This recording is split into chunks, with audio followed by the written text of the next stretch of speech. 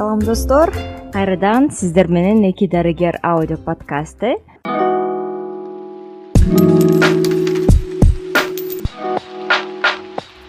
Бүгүнкү биздин эпизодубуз гастрит деген оорулар боюнча болот. Аны бизге жакшылап түшүндүрүп айтып берген биздин врач, дарыгер, гастроэнтеролог Гүлрайхан Акбарова. Саламатсызбы? Саламатсыңарбы угуучулар жана ошондой эле кесиптештер. Рахмат бүгүнкү подкастыбызга келгениңиз үчүн.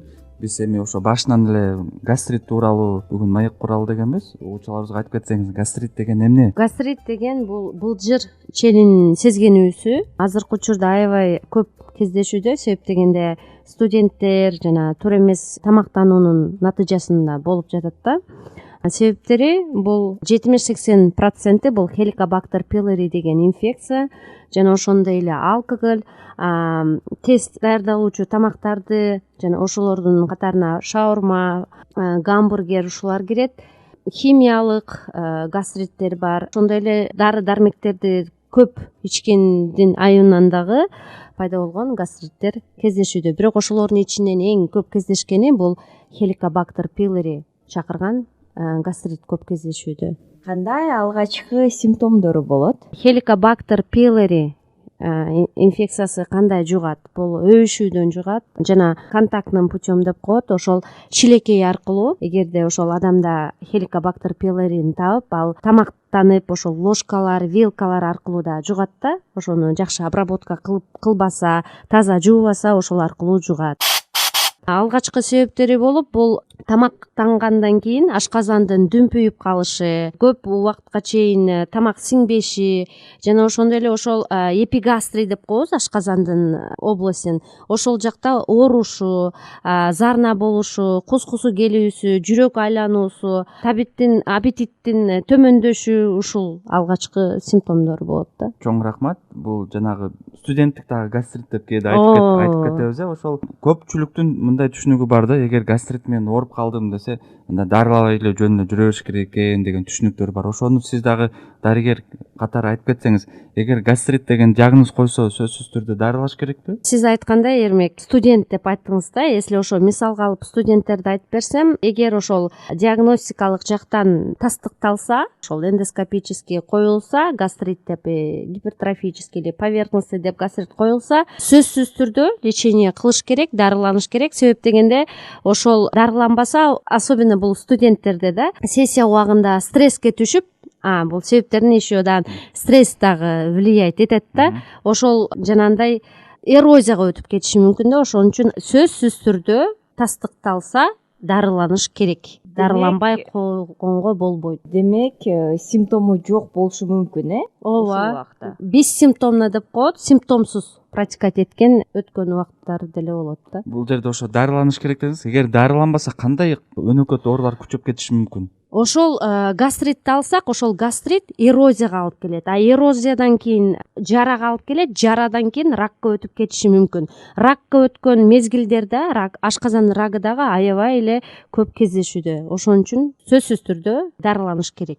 Мисалы үчүн гастрит деген диагноз койсо, кандай дарыгерге барыш керек? Себеби терапевтке барыш керекпи же атайын гастроэнтеролог деген специалист? Ошо көпчүлүгү баягы башка дарыгерлерге барып алып, туура эмес дарыланып жүргөн учурлар да болот да. Ошондой да бар. Бул гастриттердин эмнеси жакшы, уже протокол бар да. Анан бул терапевттерге дагы берилген да, ошол протокол боюнча лечение кылышат, дарылашат. Бирок сөзсүз түрдө гастроэнтерологдорго барса жакшы деп ойлойм да. Айтыңызчы, кесиптешим, ошо гастрит дарылоо ыкмасы менин билишим боюнча диета, туурабы? Биринчиде диета болуш керек. Эгер диета менен гана дарыласа болобу же болбосо бул жетишпейби же кандай болот? Диета менен гана дарыласа болбойт. Себеп дегенде 70-80% Helicobacter pylori деген инфекция чакырат да. Ал инфекцияны өлтүрүш керек. Диета менен ошол гана симптомдорду кичине мындай дүмпүйгөндөр кичине кетип, ашказанга жардам берүүчү жанагындай болот да, этап болот да. Диета бул кичине ашказанды дарыланган, дальше уже жакшы болуп кетет. Диета менен жакшы болуп кетем деген ал жаңылышат. Если адамдар ошентип ойлосочу.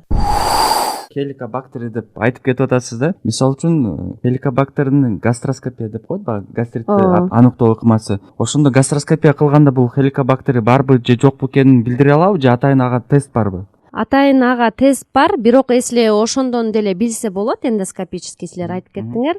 Бул гистологический метод деп коет. Ошол жерден атайын бир кичине биоптат алып, бул жанагындай исследованияга жиберет да. Бирок анализдер бар. Антитела хеликобактер пилори деп коет. Ошону обязательно тапшырыш керек болот сөзсүз түрдө. Эгерде эндоскопический гастрит чыкса, ошо антителаларды кан аркылуу тапшырат. Ооба, кан аркылуу тапшырат. Бул жерде дагы эмне үчүн бул суроону бердим? Себеби кээ биркилер баягы гастроскопия барганда хеликобактерини текшересизби же текшербейсизби деген дарыгерлер суроо берет да. Аны билбегендер мисалы үчүн анын жок кереги жок деп эле гастрит барбы же жокпу деп эле кетип калышат. Ошондуктан бул хеликобактерини тапшыруу абдан маанилүү экенин. Ооба, сөзсүз түрдө ошол атайын Мастрих 5 деген протоколубуз бар. Ошого карап жанагындай дарылайбыз да. Ошого биринчи көрсөткүчтөрдөн бири болуп бул эндоскопия, анан экинчи бул ошол гастритти себеби кайсыл экенин билишибиз керек. Ошого карап дарылануу кетет да. Если хеликобактер пилори болсо, ага антибиотиктер кошулат. Эгерде бул жерде хеликобактер пилори жок болсо, антибиотиктер кошулбайт. Ошон үчүн сөзсүз түрдө тапшырыш керек. Бул абдан бир поинт бердиңиз го биздин угуучуларыбызга, себеби дегенде кайсы учурда антибиотик колдонулат, кайсы учурда кажети жок экенин жакшы түшүндүрүп бердиңиз, рахмат. Эми анда дарылоо ыкмасына өтсөк болот деп ойлойм. Кесиптешим, кандай тамактарды диета деп айттыңыз, биринчи этап бул деген диета. Бул диетада деген кандай тамактарды жесе болот, кандай тамактардан алыс болуш керек. Бул диета номер 1 деп коет. Биринчи диетага эмне кирет? Жебеш керек болбойт деген тамактар бул маринадталган тамактар, куурулган тамактар, жана ошондой эле тез бышуучу тамактар. Булга төмөнкүдө айтып кеткендей эле фастфуд, шаурма, газдалган сууларды ичкенге болбойт, кока-кола, пепси, ошондой эле майга, койдун майына бышкан тамактар, куурулган тамактар болбойт. Эмне тамактар болот? Бул жерге суюк, жылуу бышкан тамактар, пюре, парга бышкан тамактар, сууга кайнатылган шорполор, майы жок шорполор болот, бульондор, супчиктер, жана ошондой эле тыква, ашкабактан бышкан тамактар аябай жакшы. Ашказанга эле эмес, ошондой эле весь внутренний органдарга жакшы тамакта. Демек, бул оору грипп сыяктуу пайда болду, дарылап койдук, анан кийин жыйынтыгында жакшы экен да, өнөкөт эмес. Жок, өнөкөткө өтөт. Бул курч жана өнөкөт болуп бөлүнөт. Курч гастрит качан пайда болот? Бул жана аракты, алкоголдук ичимдиктерди аябай көп ичкенде, ошол былжыр челине сезгенип калат дагы, ошол курч гастритке алып келет. Жана ошондой эле химиялык уулануу деп коет, жана ууксуз жана кокустуктан ичип алса, ушулар дагы алып келет. Анан дары-дармектер, жана мен уже айтып кеттим, буларга аспирин анан ооруну басуучу дары-дармектерди ичкенде ушулар курч ооруна алып келет. Чоң рахмат жооңузга.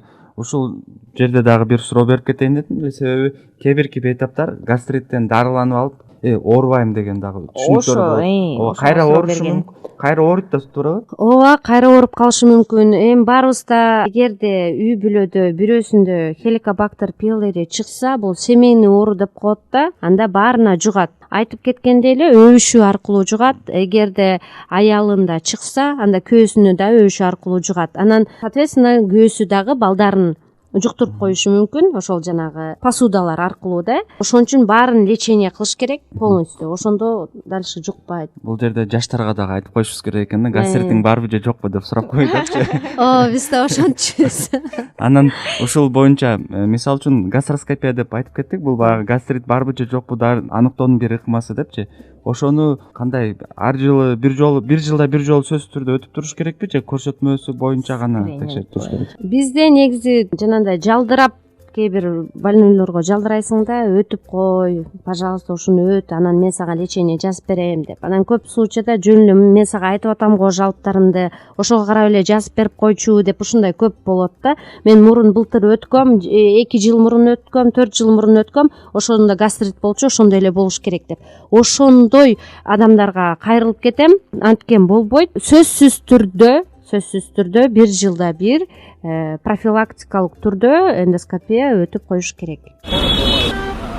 Японияда дагы ошо рак желудка деп аябай көбөйүп кеткен да, анан кийин алар деген сөзсүз түрдө ар бир жаран, Япониянын жараны гастроскопия өтүш керек деп ошондой шарт коюп койушкан да. Ансыз жумушка албайт же болбосо жумуштан кулап кетет деген бир протокол чыккан алардачы.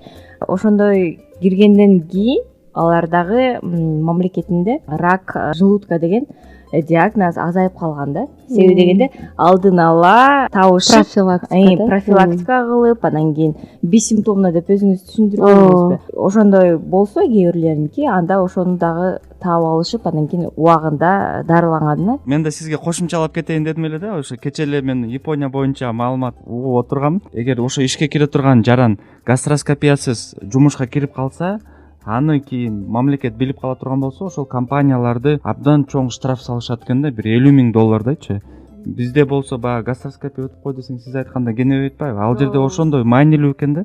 Анан алардын жанагы ядерный война болгондон кийин ошол диагностикасы күчөп, андан соң баягы лечение онкологический заболевание баягы биринчи орунга чыгып турду. То есть канчалык рак оорусу болбогонуна караганда алар дарылоосу, ыкмасы жакшы болуп, өлүм аз болот экен. Ошол ойду айтайын дегем да. Мисалы үчүн бизде рак деп диагноз койсок, өлүм бизде көп болуп атпайбы? Себеби бизде эрте кайрылышпайт да. Бизде 4-чү стадияда же 3-чү же 4-чү стадияда кайрылышып атат. Ал жерде болсо жанагы кичинекей 2 мм же 3 мм маалында кайрылып атат. Ооба.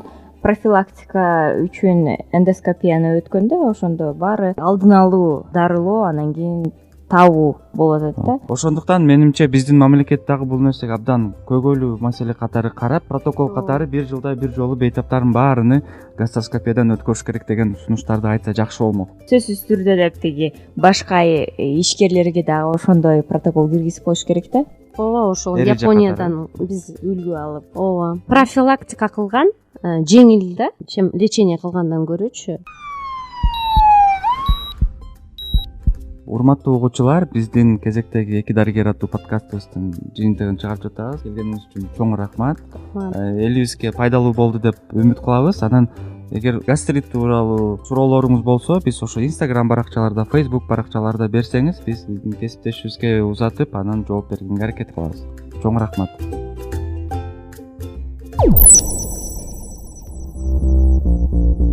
Бул подкаст IWPR-дын Борбордук Азияда жаңы медиалардын жана санарип журналистиканын өнүктүрүү аттуу долбоорунун алкагында ишке ашырылды.